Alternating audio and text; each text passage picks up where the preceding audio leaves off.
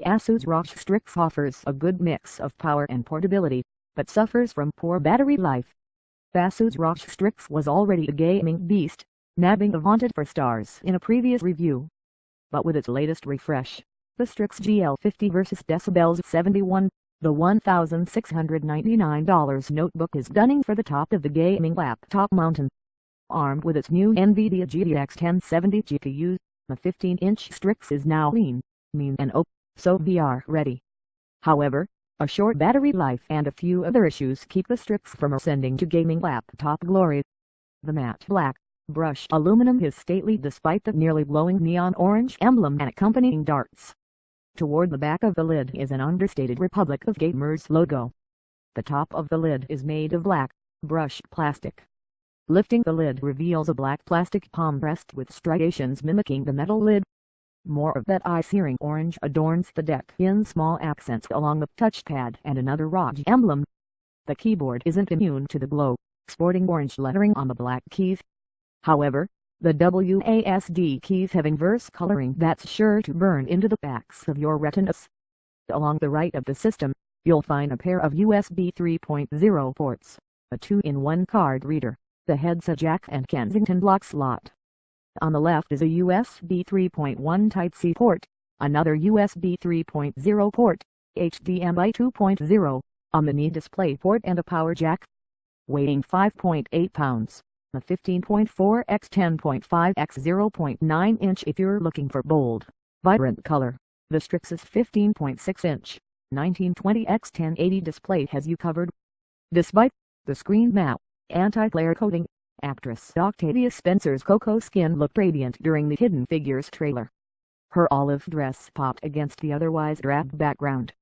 The Witcher 3 Wild Hunt was even prettier, with its deep green foreheads, which give way to expansive farms with golden straws of grain. I was particularly taken with the sun as it rose over near my windmill, turning lazily in the wind. The Strix's panel reproduces 115% of the sRGB color gamma we consider 100% to be excellent. It was better than the 92% mainstream average as well as the Dominator Pro 108% and the PW55 110%. When we tested for color accuracy, the Strix wasn't too far off the mark. At 1.8 on the Delta E test 0 is ideal, which is noticeably better than the 2.3 average. The PW55 was somewhat better, at 1.8, but the Dominator Pro was the overall winner, at 0.68. Averaging 300 nits on our brightness test, the Strix easily outshone the 270 nit category average. The Dominator Pro was just a bit brighter, at 301 nits, but the PW55 proved to be the brightest, at 321 nits. If having a bright, vivid and accurate display isn't enough to tickle your fancy, the Strix's panel also has Nvidia's G-Sync technology. Using proprietary software, it syncs up the laptop's display rate with the graphics card. In other words, the tech is placing a frame cap that matches the panel's refresh limit, allowing for instant rendering in both full screen and windowed modes. This eliminates any tears, making for smooth images. One area the Strix can improve on is its audio. The bass is still somewhat absent, as I discovered listening to Lance Borden. The artist's ethereal falsetto was fine, but the synthesized percussion was harsh at higher volumes, as were the keyboards. And speaking of higher volumes, the small pair of orange speakers masquerading as decoration could barely fill our lane with sound. The audio was not any better when playing games. Almost as soon as I started wandering around Witcher 3, I was in a fight.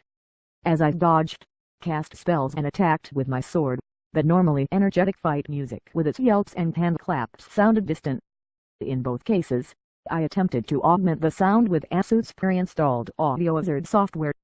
However, I couldn't find a preset War Room, Battlefield, Multimedia, Action or Soundscape to fix the more glaring issues. Though it has a crazy color palette, the Strix also offers a chiclet-style keyboard with large, flat keys and a full numpad.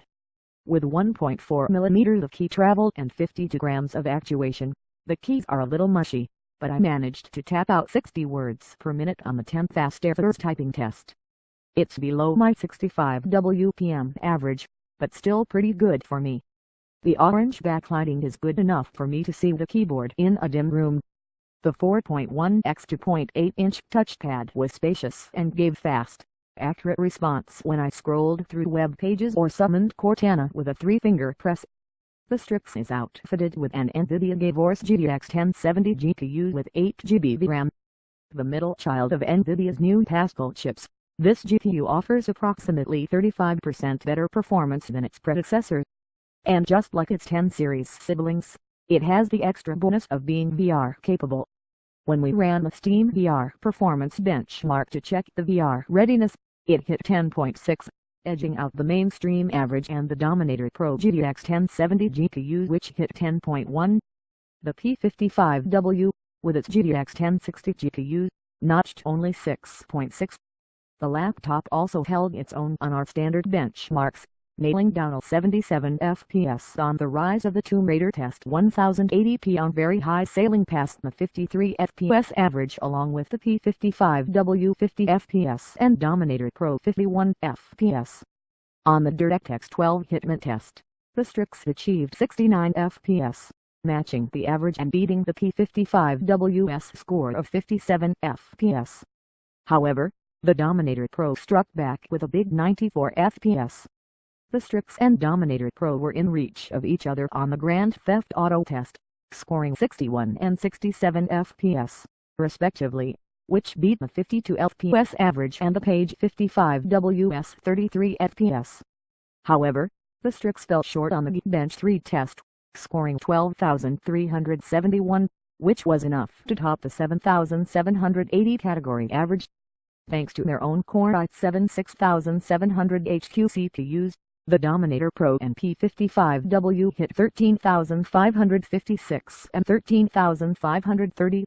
It took 12 seconds for the Strix's 256GB NVMe PCI SSD to duplicate 4.97GB of mixed media files during our file transfer test, which translates to 424.1 megabytes per second. That was more than enough to decimate the 135.9 Mbps mainstream average and the P55W's 128 GBm.